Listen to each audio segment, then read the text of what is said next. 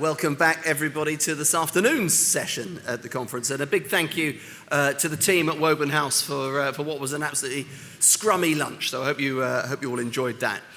So I'm delighted to introduce you to something brand new at this year's conference. It's called the Sums Solutions Room. So we're going to make you work now that we fed you. You've got to pay us back. So staying on the tables where you are now, you're going to form small groups and explore both solutions and opportunities that are going to help shape the future of higher education. So we're going to guide you with some thought-provoking questions, and the session's designed to be dynamic, collaborative, and explore some core topics that are going to help tackle both current problems and challenges, and indeed what might be coming down the track in the future for the sector. So we are actively encouraging lively debate, diverse opinion, so don't be backward in coming forward. Do speak your mind. Colleagues will accept that, absolutely.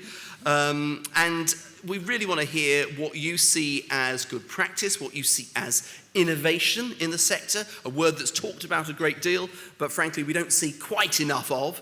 And together, on your tables, we want you to pave the way to a brighter future for universities. So, without further ado, I'm going to introduce my colleague, Fola Ikpahai, a principal consultant here with Sums, and she is your Solutions Room host, Fola Ikpahai.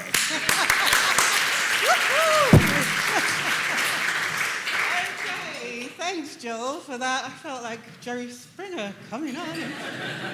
Okay, hopefully not that dynamic. So that's the purpose of this session, essentially. So let's talk through these questions. You will see that you have some A3 copies of the questions, the key questions on your table. And we have our able facilitators, who I will introduce to you now so that I don't have to do it in the future. So this first row here, you're going to have a question around teaching and learning, which I will show you in a minute. And you have Bernard as your host on the first table. You have Jen, who was introduced to you earlier as a new consultant, Renee, and Ollie from our procurement team. So thank you very much to those on this side. And then this middle row here, you're going to be focusing in on the student experience. Students are going to expect massively different things in the future. So what do we want to talk about? So here we have Emma, my dear lady over there, who's just, well, you're not even back from maternity leave, but thank you very much for facilitating, giving you up. We've got Lucy, who you heard from this morning, around digital. You've got Ruth here, facilitator, and then you've got Tom, my colleague over there. And then where do we go from there? Over there, we have another table on teaching, and I guess that is going to build on the utopian future that we talked about earlier on. So that's Claire, you have facilitating that. Gemma, another table there on the student experience. And then these lovely 4 tables at the back here are going to be focusing in on research. So you've got Cara, my colleague Rhiannon over there. You've got Paul, our data guru. Don't go data on us now, this is research. And you've got my lovely lady here from the Change Community of Practice, Sally, from the Arden University. So thank you, Sally, for facilitating that. Okay, so what are these questions that we're talking about? So here is the question that you have around teaching. I'm just going to pause as you read that. So as you can see, there is going to be that balance. We've talked about personalization a lot this morning, but where is the place for digital education in the mix here? So that is the question that these 4 tables and that table over there are going to be pondering. Yeah? Okay, moving swiftly on. So my back 4 tables there are going to be looking at research, innovation, and impact. And here we are thinking about what does research in the future look like? It's not going to be single disciplines. It is about interdisciplinary, inter-agency, inter-country collaboration. So how do we make sure that we are getting, I think there was something on Ken's slide earlier about research that is kind of left in the corner to, what was that quote? I just, now at the bottom of, research that really doesn't make a difference. But, people are doing it because of increased financial pressures. Is that something that we think might happen in the future? So that is the question for the research tables there. And then finally, the student experience. So students, in the past, we, told them what to do and they probably did it. Now students want to be co-creators in their education. So how are we going to make sure that with the mix of traditional learning, digital capabilities and so on, how are we going to make sure that we meet their needs and their aspirations, what they expect from us? Yep, so that's the middle row there and that table back there. So those are your kind of key questions that you're going to explore. Feel free to disagree with those statements. I know I've been in reviews before and I know there are some academics in the room. I asked a question and he said, I fundamentally disagree with the premise of your question. So feel free to do that, but just, let's have some real philosophical debate around these three themes. And then we have, so that's what you have on your table. Yes, so all of you have it, and I've just given an asterisk to the one that you are looking at on your tables.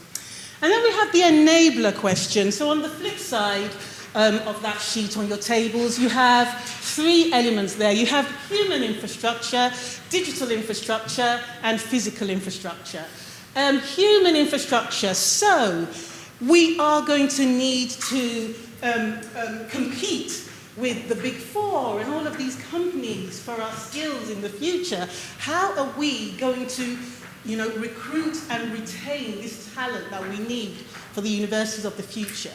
So that is one of the infrastructure questions that we need to be exploring as we think about the future of the HE sector. Digital, I think Lucy did all the justice of this earlier on today, but there is one thing about addressing the challenges. And I think Lucy mentioned all of these earlier: skills, competencies, disparities, data, security. All of those things are going to be challenges in the future.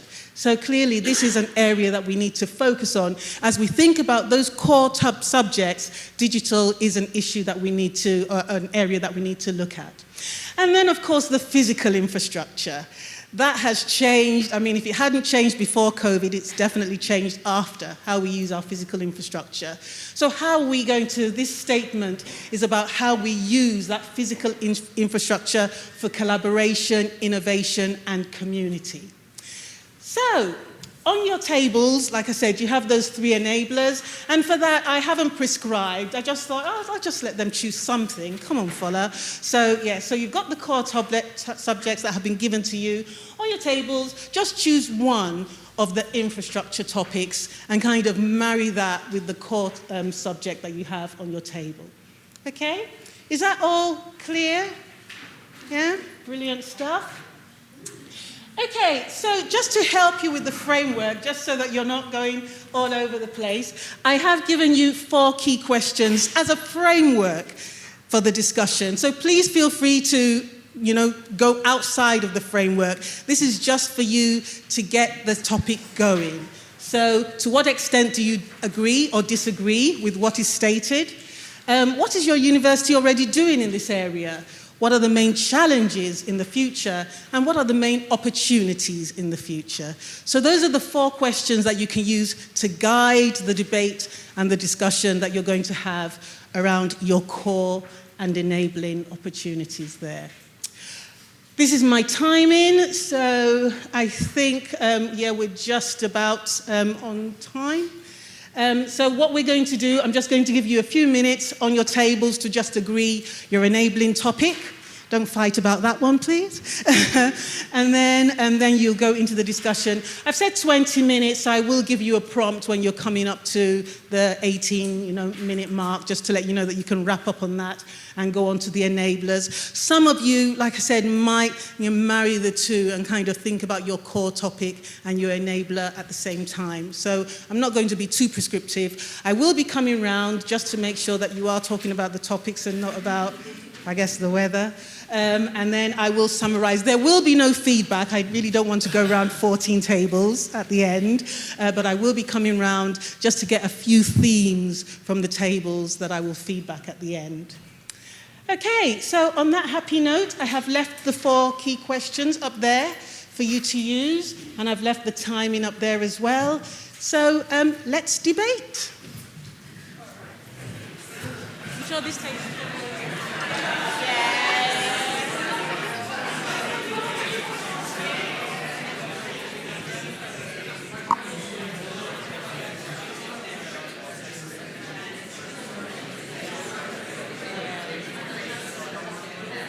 Just calling us back into the room. I think a tad early, but just I get the sense that we have drained our brains. Yes, we have. Okay, thank you for that. I'm really looking forward to reading everything that is coming from those tables. It's brilliant. Yeah, I heard some really great discussions. And I heard practically every table disagreeing with my premise.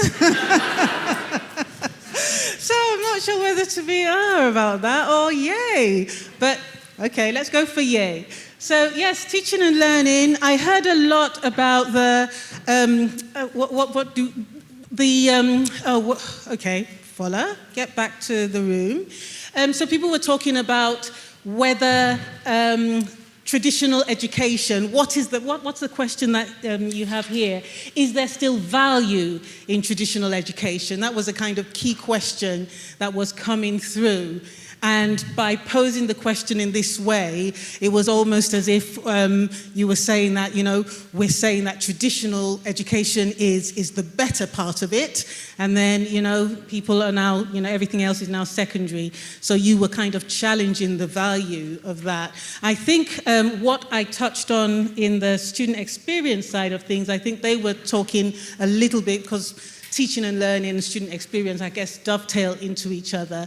But somebody there was saying, are you saying that the digital experience is a negative experience? And, the challenge around that. So, yeah, quite interesting that you were talking in those lines. Let me see what else came up as I was roving around the room. Research and innovation. That was an interesting one. People were talking about the efficiency or how effective, I guess, is research. And I think that table back there was saying this statement is now. That was an interesting one. So when this is not future focused as far as you're concerned, very much around we're dealing with this now. And there was also something from the middle table around if we are thinking about financial pressures, there's lots around sharing assets with other companies as well. That came up, I think, on that table down there. So, yes, lots to think about in relation to interdisciplinary, interagency, intercountry research. That was a big one that came up there. And yeah, like I said, I saw total disagreement, definitely on that table. I think you wrote it in big, bold letters somewhere.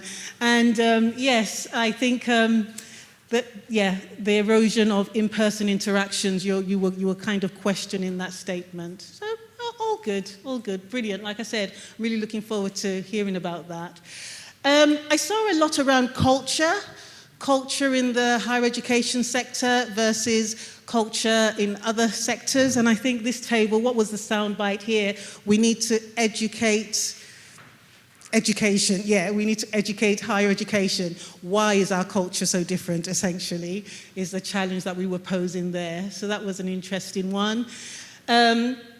Digital infrastructure, like I said, very much, yes, didn't agree with the premise there. Digital is all positive. Yeah, all good. And then finally, physical infrastructure. Yes, once again, I think here we touched on sharing. I think that table over there, when we're talking about research and sharing physical assets as well as digital and human resources. So lots around the table. Like, we will capture all this and we will feed it back to you at the, when we send out the slides and everything. But thank you for making that after lunch session, which can be a bit, it was, thank you for making it so energetic. Really great discussions. Give yourselves a round of applause.